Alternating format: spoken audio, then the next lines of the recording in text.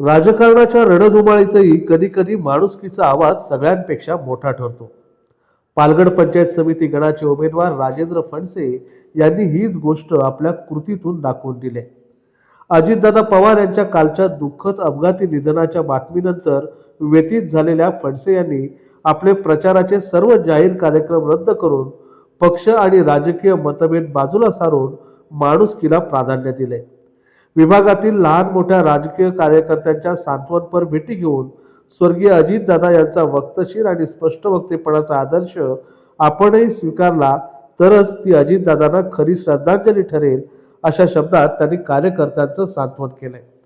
ऐन निवडणुकीच्या धामधुमीमध्ये राजकारणापेक्षा माणूस मोठा असतो हे दाखवून देणारी फणसे यांची ही कृती राजकीय क्षेत्रातील नव्या पिढीसाठी मोलाची प्रेरणा देणारी ठरते. महायुतीचा घटक पक्ष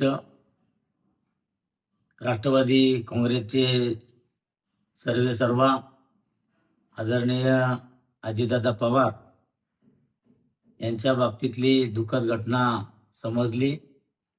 मनाला अतिशय वेदना झाल्या. दूरदृष्टी असलेला नेता आपल्या राज्याने, आपल्या देशाने नक्कीच गमावलेला आहे. सध्या जिल्हा परिषद पंचायत समितीच्या सार्वत्रिक निवडणुका जाहीर झालेल्या आहेत.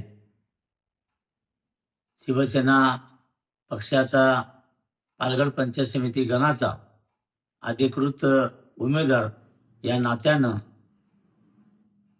कैलासवासी अजितदादा पवार यांना भावपूर्ण श्रद्धांजली वाहतो. शिवसेना पक्षाच्या वतीनं, त्याचबरोबर पालघर पंचायत समिती गणाच्या वतीनं दादांना सद्गती प्राप्त व्हावं अशा प्रकारची ईश्वरचरणी प्रार्थना करतो.